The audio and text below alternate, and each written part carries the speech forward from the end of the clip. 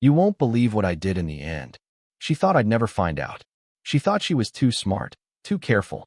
She thought I'd stay blind while she built her fantasy life behind my back. But I watched her quietly. I waited. And when the moment was right, I didn't scream. I didn't fight. I dismantled everything she built with one cold, precise move. You'll see. But let's rewind. To the outside world, we looked like one of those golden couples.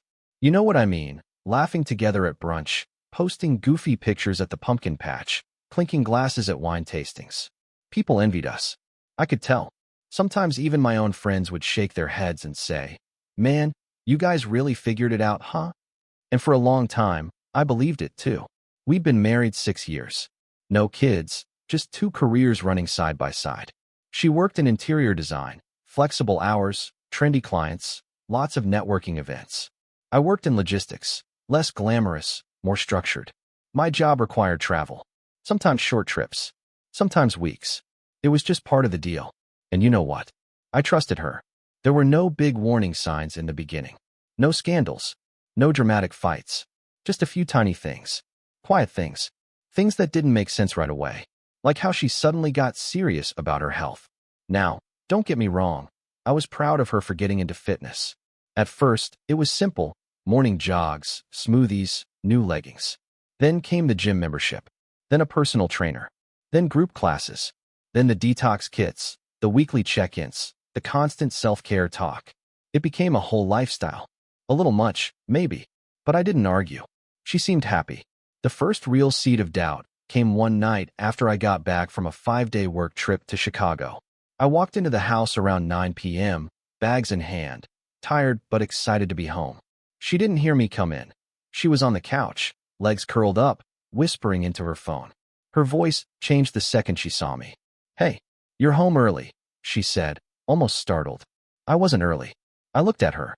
Hair done, full makeup, yoga pants, but with a hint of perfume in the air, and a wine glass, half full, on the table. "Yeah, flight landed on time," I said slowly. She clicked off her phone like it was nothing and stood up to hug me. "You must be exhausted." She was warm, welcoming, and yet not quite present. Maybe I was being paranoid. Maybe 5 days away just made me overthink. But after that night, I started noticing more. Like the way she always talked about the trainer, Brett. How great he was. How supportive. "You should meet him," she'd say with a laugh. "He's like, full of energy. Totally not your type." Not my type? I didn't even know I had a type for other men. Then there were her new networking events. Supposedly work-related, always in the evenings, always in full makeup and heels. She said they were for drumming up clients. And maybe they were. But there was something different in the way she left the house now. Too polished. Too rehearsed. Once, I asked if she wanted to come with me on a weekend work retreat to the coast. A nice hotel, spa access, great food, all expenses paid. She hesitated. Said she couldn't reschedule her fitness boot camp. That's when something really clicked. The old her, the one I married, would have been excited to escape for a weekend. We used to jump at any chance to get away. But now, she had other priorities. New ones. And they didn't include me. Still, I didn't confront her. Why? Because I've learned something over the years. When someone's hiding something, the worst thing you can do is tip your hand too early. If you ask too many questions, they get better at lying. If you push, they get defensive. They twist the narrative and suddenly, you're the crazy one. So I smiled. I listened. And I waited. Because something wasn't adding up. And I was going to find out exactly what it was. After that night, I started watching her more closely. Not in a paranoid way, not like a jealous man, but like someone who's beginning to see the cracks in a painting he thought was perfect. And the more I looked, the more I saw them. She had always been a little dramatic, sure. She liked being the center of attention at parties. She loved to talk about her work, her clients, her vision. But now, something was different. Her energy had shifted. It was no longer about us, or even her work. It was about her image. She started curating herself. Clothes, posture, angles and photos, the right hashtags, the filtered life. She was obsessed with how she appeared to the world. And not just in person. Her social media turned into a highlight reel, flawless selfies, inspirational quotes, endless stories from the gym. But here's what really got me. She never tagged me in anything anymore. Not even a missing him while he's away. Nothing. It was like I'd vanished from her online life. I noticed how she talked less to my family, too. My mom had even mentioned it during a phone call. Is everything okay with you two? She hasn't called in weeks. Used to check in all the time. I brushed it off. She's just busy, Mom. But the truth was, I didn't know what she was anymore. Busy? Maybe. Distracted? Definitely. Distant? Without question. One night, we were having dinner at home, something simple. Chicken stir-fry, a glass of wine. I asked about her day. She gave me short answers. Then she suddenly looked up and said, "You ever think about switching careers?" It came out of nowhere. I said, "Not really." "Why?" She shrugged. "I don't know. You seem stuck sometimes." That word. Stuck. It wasn't just a comment. It was a message. I asked her what she meant. She gave me one of those dismissive smiles. "I don't know, just a thought." Forget it. But I didn't forget it. That word haunted me. It played over and over in my head. Who was I to her now? A life partner or a placeholder? The irony was, I had always supported her dreams. Helped fund her studio when she was just starting out. Encouraged her when business was slow. I never once made her feel small.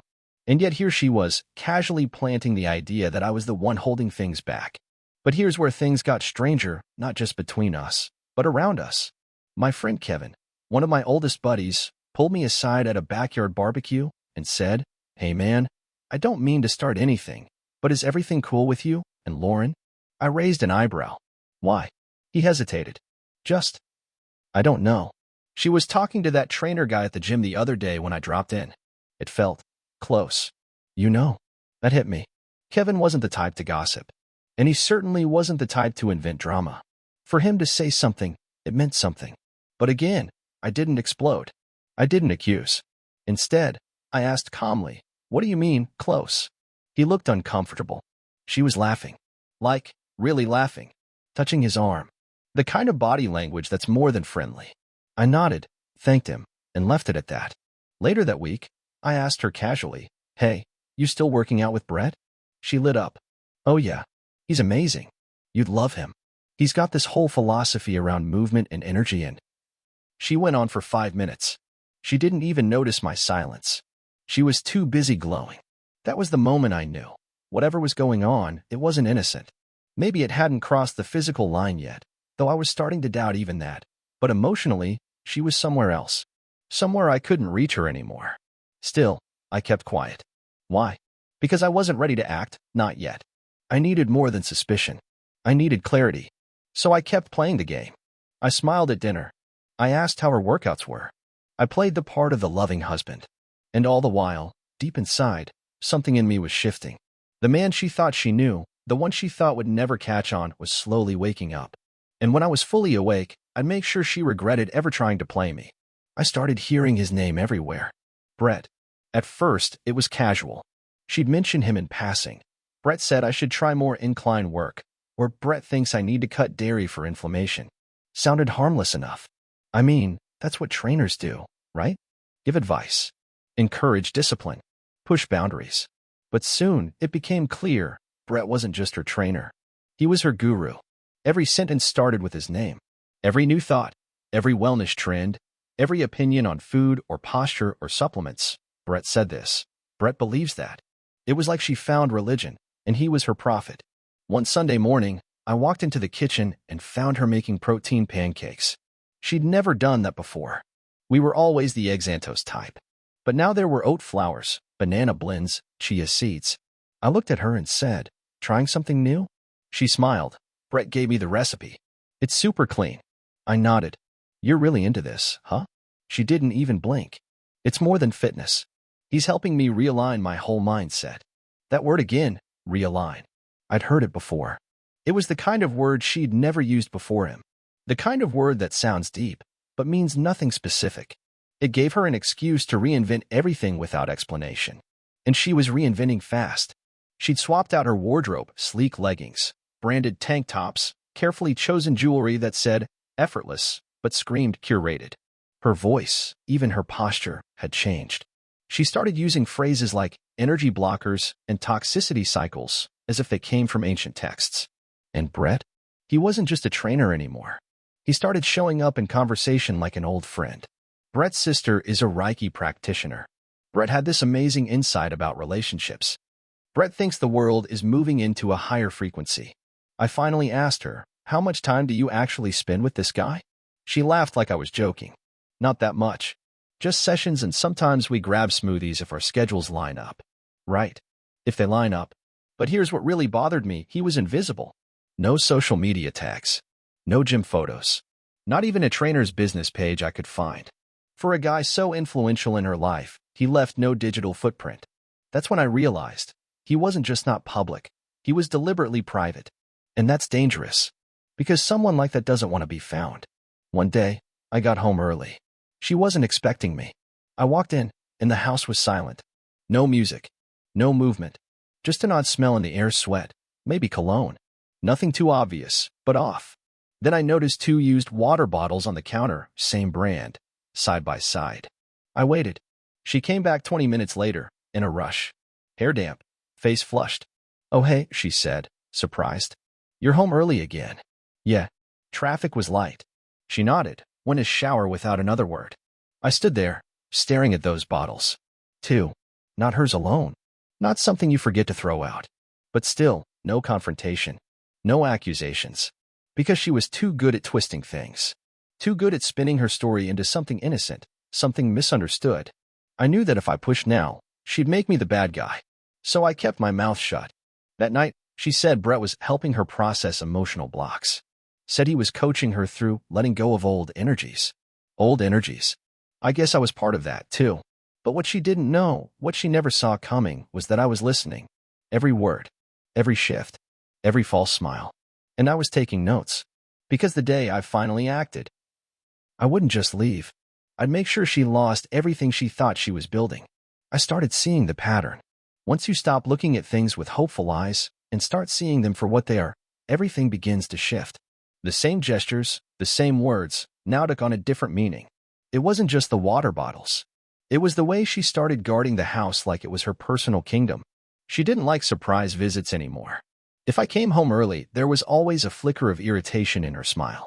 Like I'd interrupted something. And then there were the timing issues. She used to share her plans freely. We had a calendar on the fridge, basic stuff, color-coded, organized. But now, she stopped writing things down. One day it was a yoga retreat. Then it was a networking dinner. Then it was her design client needing an emergency walkthrough at 7 p.m. on a Saturday. I'd ask gently, "Want me to pick you up?" She'd hesitate. No, it's far. I'll Uber." Brett said he might swing by after anyway. "We're doing breathwork tomorrow." I stopped asking. Every time I did, I felt like I was intruding on something she'd already decided didn't include me. Even her scent changed. I know that sounds strange, but you notice these things when you've lived with someone for years.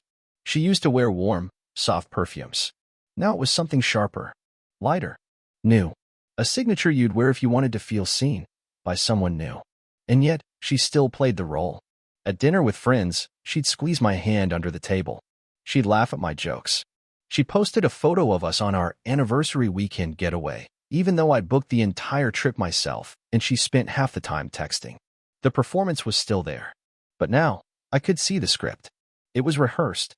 Hollow. Like she was maintaining a version of herself that was wife material for the audience, but not for me. One night I got home and found a small gift bag on the kitchen counter. Inside was a men's bracelet, braided leather, minimalist design. A little tag read, "To New Beginnings." No note. No explanation. I picked it up and turned it over in my hand. When she walked in, she looked startled. "Oh, you found it?" "Yeah," I said. "From you." She paused, then nodded. "Just a little something. Brett has one like it. He says they help remind him of balance." Balance. I nodded and smiled. "Thanks. I never wore it. But I kept it. Not as a gift, but as a marker. A symbol of how far things had drifted. Of how confidently she thought she could reshape our life without ever asking me. Still, no direct evidence. That was the hardest part. Everything was whispers and intuition. Looks. Gaps in the timeline. She was careful, meticulous even. And I knew if I confronted her now, she'd cry, accuse, spin. I'd seen her win arguments she had no business winning just by turning on the waterworks. I needed more. So I changed my approach. I started noting her client visits. Tracked how long she was gone. Looked at receipts she left around, nail salons, coffee shops, fitness boutiques. Most made sense. But then came one that didn't. A high-end day spa receipt. Full package. Aromatherapy, massage, facial. Paid in cash. No appointment logged under her name. That stood out. Then came another. A receipt for 2 green juices and a wrap from a cafe nowhere near her usual gym or studio. Same day she said she had a full-day conference. Too far to be a coincidence. But I didn't accuse. I just wrote it all down. She was building her lie like a house of cards. And I was watching, quietly, waiting for the breeze. At some point, watching wasn't enough anymore. I'd collected receipts, noticed patterns, tracked her stories. But I needed something irrefutable, something no one could twist or explain away. I knew what she was doing, but if I wanted to walk away clean, I had to prove it. So I made a call. A quiet, discreet call to someone a friend had once mentioned during his own messy divorce, a private investigator. Retired law enforcement. Low profile. High success rate. Name was Don. No nonsense type. We met at a diner. He slid into the booth across from me. No tie, plain jacket. I sharp but tired. You sure this is what you want? He asked after I told him the basics. I'm not looking to start a war, I said. I'm just tired of pretending I don't see what's right in front of me. He nodded. Then let me handle it. I gave him the schedule. Her supposed routines. The new places she frequented. The general timelines I tracked. He took notes silently. No judgment. No false promises. When I have something, he said, standing up, you'll be the first to know. That night, I came home, and she was lighting candles in the living room. She'd made some sort of quinoa bowl and set out 2 wine glasses. Special occasion? I asked. She shrugged. Just felt like doing something nice. Funny how that always happened when she sensed a shift in energy. I played along. Sat down. Ate. Listened to her talk about a new yoga fusion class Brett was launching. He's calling it Release Plus Rise, she said with a dreamy tone. It's not just movement. It's emotional healing through motion. She looked at me like she wanted approval. I gave a smile. Sounds powerful. She beamed. That's the thing about people like her. When they're getting away with something, they glow. It's not guilt that eats them. It's the rush of control, of thinking they're smarter than everyone else. But I wasn't angry. Not anymore. Because I had stopped hoping. Now I was planning. I set little traps. Offered to drive her to her appointments at the last minute. Twice, she panicked. Oh. Actually, they just rescheduled. Another time she said her client was sick. But I already knew from Dawn, there was no client. Each lie she told me felt like a page in a book she didn't know I was writing. She started gaslighting harder, too. You've been distant lately, she said one night. Just tired, I replied. You're acting cold. Am I? I don't know what's happening to us, she added, dramatically. But I did. I was watching the end of a story she still thought was in the middle. A week later, Don called. Got something for you. I met him in a parking lot behind a coffee shop. He handed me a flash drive and a folder. Inside were photos clear, undeniable. Her. In workout gear. Getting into a car that wasn't hers. At a park, not near any gym. Meeting Brett, no duffel bag, no mats, just a backpack and an all-too-familiar smirk. They walked together like it was their weekend routine. Another photo, them at a juice bar. Sitting too close. Her hand on his knee. Another, walking into a building he definitely didn't live in last month. A short-term rental. It was all there. I stared at the pictures, and something strange happened. I didn't feel rage. I felt relief. I wasn't crazy. I wasn't insecure. I wasn't imagining things. She was cheating. And now I had proof. I had the proof. All of it. Her, Brett, the lies, the secret meetups, the gestures that no married woman should be making with another man. I had the photos, the timelines, the receipts. But I didn't confront her. Not yet. I realized something important. When someone lies this smoothly, this confidently, confrontation is useless. It becomes a performance. She'd cry, deny, twist everything around until I couldn't tell up from down. And then I'd doubt myself again. I'd been there before. I wasn't going back. This time, I needed to finish it clean. So I kept calm. Kept playing the role. I kissed her goodnight. I packed her lunch when I worked from home. I complimented her new leggings, just to watch her beam. All while planning exactly how I would tear her castle down. And I wasn't alone anymore. I hired a lawyer. She came recommended by someone who had gone through a brutal divorce and still came out smiling. A calm, sharp, meticulous woman named Linda. She didn't blink when I showed her the evidence. This, she said, tapping the folder, is gold. If you want to protect your assets and walk away strong, we can build everything on this. I nodded. And the house? She smiled. Let's talk strategy. And that's what we did. I started transferring money to a separate account. Nothing sneaky, all legal. Just a safety net.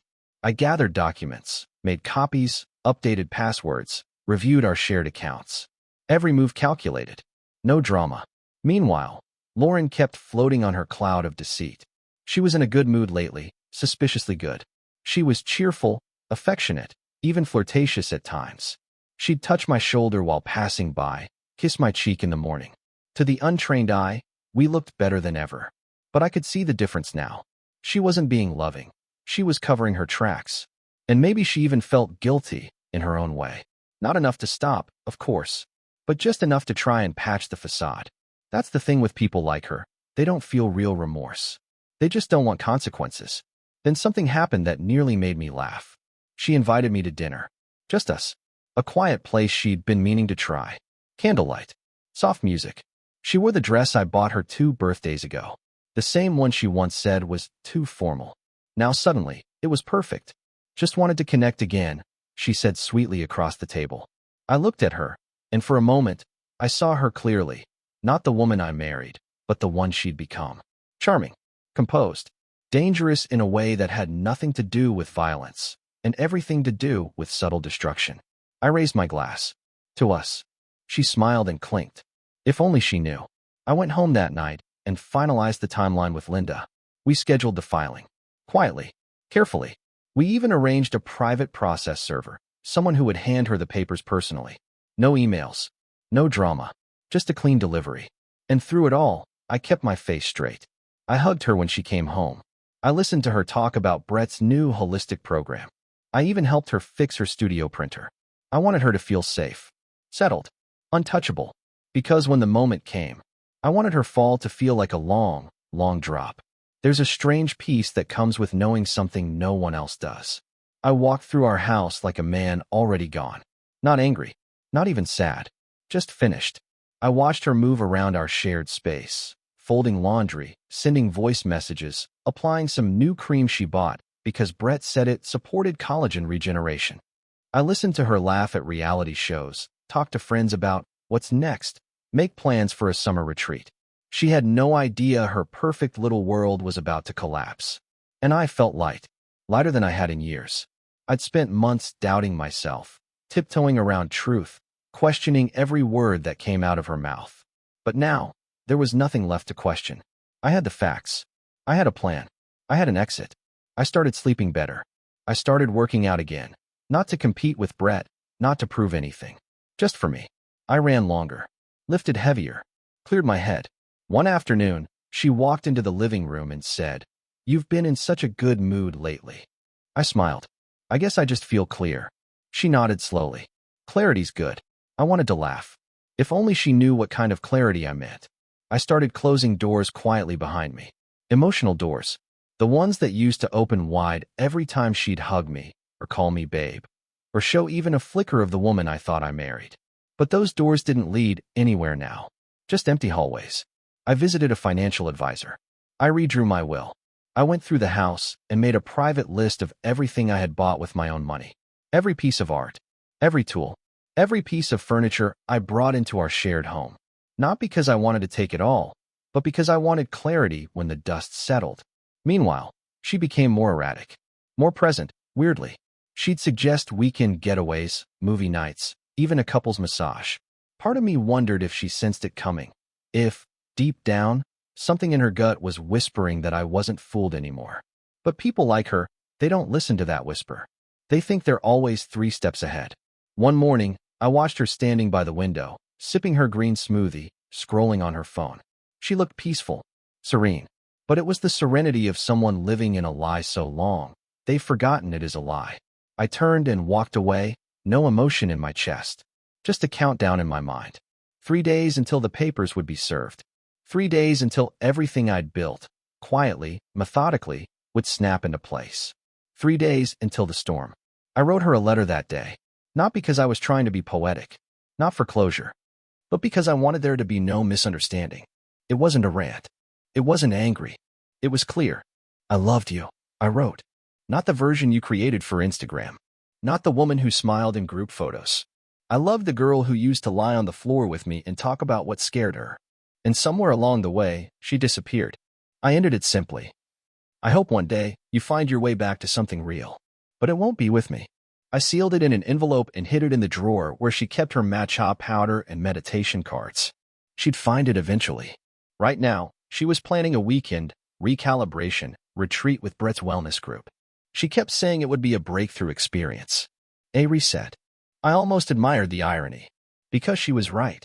A reset was coming. Just not the kind she expected. The morning it happened felt just like any other. She made her usual smoothie, humming to herself in the kitchen. The scent of her eucalyptus diffuser drifted down the hallway. It could have been any Tuesday. Ordinary. Predictable. But I knew, by the end of that day, nothing in her world would feel normal again. She had no clue what was coming. I watched her from the hallway for a few seconds. There she was, barefoot, in her robe, sipping green sludge and texting probably Brett, probably arranging another breathwork session. She glanced up and smiled. You look calm today. I smiled back. Feel calm. Then I grabbed my bag and left for work. Just like always. But this time, I didn't go to the office. Instead, I parked at a quiet cafe not far from home. Checked my phone. One message from the process server. On my way. ETA 11:30. I ordered a coffee. Waited. Watched the clock tick. At 11:47, my phone lit up again. Served. She was home. Took it quietly. Shook her head. Said nothing. I just stared at the screen. No rush of adrenaline. No smile of victory. Just a quiet breath out. Like setting down a weight you didn't realize you'd been carrying. She knew now. And everything was different. I waited 3 hours before going home. When I walked through the door, the air felt heavier. She was sitting on the couch, still in her robe, staring at the papers on the coffee table like they were written in a foreign language. Her eyes snapped up when she saw me. Red. Wide. What is this? She asked, voice low and cracking. I didn't sit down. Just stood near the door. You know what it is. She blinked rapidly. You're divorcing me? I nodded. She stood. Took a step forward. Wait. Just wait. Can we talk? What is this even about? I tilted my head slightly. You really want me to answer that? She froze. And in that moment, I saw the flicker. That little moment of recognition. She knew exactly what it was about. But she was stalling. Scrambling for a thread to pull. Is this because I've been distant? She asked, eyes filling. Because of the studio? My schedule. I said nothing. She tried again. We've just been off lately. I get that. I was going to say something. Maybe counseling. No. That one word stopped her cold. I took a step closer now, calm and quiet. This isn't a mistake. This isn't about feelings. This is about truth. And I know the truth. She swallowed hard. What do you think you know? I know about Brett. I know about the apartment, the meetings, the lies. Her mouth dropped open slightly, but not in shock. In defeat. She didn't argue, didn't shout, just whispered, who told you? I gave her a long look, then walked past her, into the kitchen, opened the fridge, took out a bottle of water, opened it, drank. The silence behind me felt endless. Finally, I turned back to her. No one needed to tell me. You told me. Every day. With every lie, every schedule shift, every fake smile. You were writing your confession in real time. She sank onto the couch, silent. Then came the tears. Big, wet, messy tears. But I felt nothing. Not hate. Not revenge.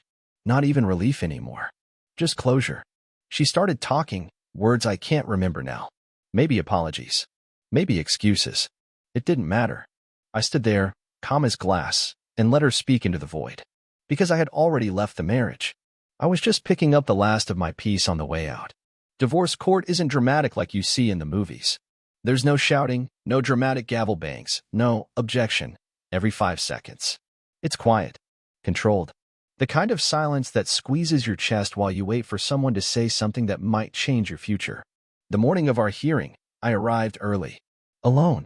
She came in 10 minutes later, with her attorney, a sharp-suited woman with an overconfident smirk. Lauren wore a neutral-tone dress, minimal makeup, but you could tell she tried to look soft, approachable, like someone who just wanted peace. I didn't look at her. She glanced at me more than once. But I just sat there, steady, calm. Linda, my lawyer, sat beside me, flipping through the folder we'd prepared. She didn't say much. She didn't have to. We both knew we had the truth, sealed and filed. When the judge walked in, we stood, took our seats again. The process began. Lauren's lawyer started with pleasantries. Said her client deeply regretted the breakdown of this marriage and was committed to a fair and respectful outcome. She used the word miscommunication twice. Linda didn't flinch. When it was our turn, Linda calmly handed over our documentation. Receipts, witness statements, time logs, photos. Clean, professional, airtight. She didn't make a show of it. She didn't need to. It spoke for itself. Then came the moment of truth. The judge looked over everything, asked a few questions. Then he leaned back in his chair and said something I'll never forget. It's clear from the presented evidence that the petitioner, that's me, acted with integrity and preparation. The respondent, that's her, was not forthright in her disclosures. Given the circumstances, I'm ruling in favor of the petitioner on all primary matters, including the residence. Lauren's lawyer blinked. Lauren herself just sat there, like her brain hadn't caught up to the words. She thought she'd get half, thought she'd get the house, thought she'd get a payout. Instead, she got nothing she expected. No home, no share of the retirement, no financial leverage. Just her own name on a court file, and a cold seat in a courtroom that didn't believe her story. She turned to me as we stood to leave. There was no anger in her eyes now, just disbelief, as if she truly never saw this coming. Can we talk? She whispered. I looked at her for the first time in days and said, no. Then I walked out. The sun hit differently outside that courthouse. I felt tall, not because I'd won. This wasn't about revenge anymore. It was about reclaiming the version of myself I'd let fade for too long. The man who had value, clarity, boundaries. Later that day, Linda called just to check in. You did everything right, she said. Most people crack. You didn't. I was already done before we walked in, I said. And I meant it.